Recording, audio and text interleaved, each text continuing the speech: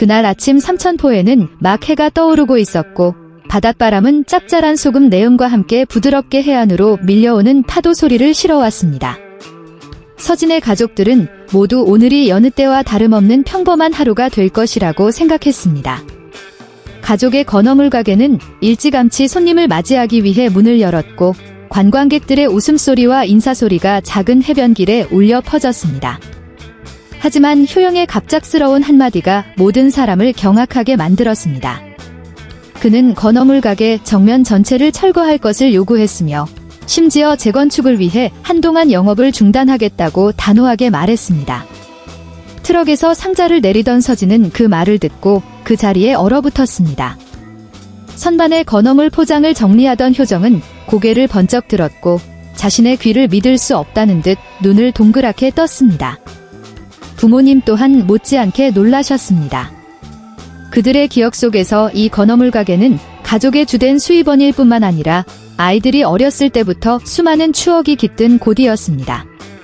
벽돌 한 장, 나무 한 조각 모두 온 가족의 노력과 땀으로 지어졌습니다. 그런데 이제 가게를 그 누구보다 사랑하고 소중히 여겼던 효영이 그것을 허물자는 이야기를 하고 있었습니다. 의문 가득한 시선들 앞에서 효영은 침착한 목소리를 유지했습니다. 그는 돌려 말하지 않고 바로 이유를 설명했습니다. 우리 가게는 찾아오는 손님 수에 비해 너무 작습니다.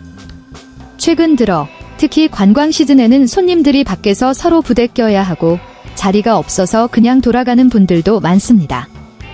저는 그게 너무 안타까웠습니다. 조금 고치는 것만으로는 충분하지 않습니다. 저는 한 층을 더 지어서 판매 공간도 넓히고 현장에서 해산물을 구경하고 맛볼 수 있는 구역도 만들고 싶습니다. 이 설명에 가족들은 충격을 받았지만 점차 이해하기 시작했습니다. 실제로 효영이 살림남을 비롯한 여러 방송 프로그램에 더 많이 출연한 이후 건어물 가게를 찾는 손님 수는 급증했습니다. 현지 주민뿐만 아니라 국내외 여러 곳에서 온 관광객들도 이 유명하면서도 소박한 건어물 가게 사장님을 만나고 물건을 사기 위해 삼천포를 찾았습니다. 어떤 날은 가게 앞에 손님들이 길게 줄을 서 거리가 꽉 차기도 했습니다. 많은 단체 관광객들은 물건을 사기 위해 1시간씩 줄을 서야 했습니다. 형의 설명을 들은 후 가장 먼저 입을 연 사람은 서진이었습니다. 그는 한숨을 쉬며 말했습니다. 형의 아이디어는 나쁘지 않지만 철거하고 다시 짓는 건 비용이 너무 많이 들고 장사를 못하는 기간도 길어질 겁니다. 우리가 감당할 수 있을까요? 효영은 고개를 끄덕이며 이미 깊이 생각해 보았다고 말했습니다. 자금은 자신의 저축액과 최근 몇 년간의 가게 수익금 일부에서 충당할 것이라고 했습니다. 그는 또한 몇몇 시공업체에 문의했으며 완공까지는 약 서너 개월이 걸릴 것으로 예상된다고 했습니다. 그 기간 동안에는 근처에 임시 장소를 빌려 장사를 계속하며 일을 유지할 것이라고 덧붙였습니다. 효영의 어머니는 처음에는 여전히 걱정하셨습니다. 그녀는 가게를 허물면 가족의 수많은 흔적이 담긴 가게에 혼이 사라질까 두려워하셨습니다. 하지만 효영은 부드럽게 어머니를 안심시켰습니다. 어머니, 걱정 마세요. 가게의 스타일은 그대로 유지하면서 손님들이 더 편안하게 느낄 수 있도록 확장하고 개선할 겁니다. 저는 이곳이 단순히 가게가 아니라 사람들이 삼천포의 맛과 바다 문화를 체험할 수 있는 명소가 되기를 바랍니다. 이 말을 듣자 평소 큰일에는 의견을 잘 내지 않던 효정이 갑자기 입을 열었습니다. 그녀는 사실 오래전부터 가게가 비좁다고 느꼈고 때로는 손님들과 부대껴야 하는 상황이 불편했다고 말했습니다. 하지만 그녀는 공사 때문에 오빠가 힘들고 스트레스를 받을까 봐 걱정했습니다. 효영은 미소를 지으며 준비가 되었다고 단언했습니다. 그는 손님들이 삼천포에 올 때마다 단순히 건어물을 사기 위해서만이 아니라 잠시 앉아 차를 마시고 바다 이야기를 들을 수 있는 곳으로 가게를 만들고 싶었습니다. 층을 더 짓는 아이디어에는 전통적인 건어물 제조 과정을 소개하는 작은 전시 공간도 포함되어 있었습니다. 고기잡이부터 건조, 포장까지의 과정을 보여주고 손님들이 간단한 단계를 직접 체험해 볼 수 있도록 하는 것이었습니다.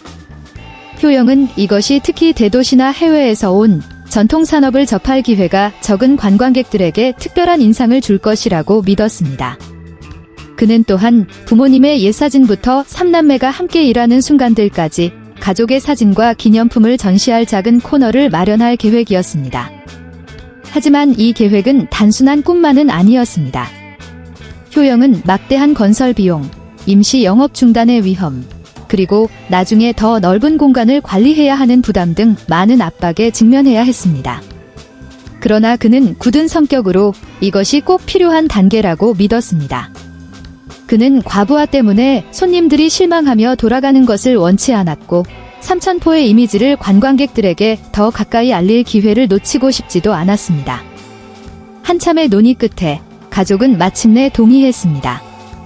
서진은 여전히 걱정하면서도 공사 기간 동안 장사할 임시 장소를 찾는 일을 자원했습니다.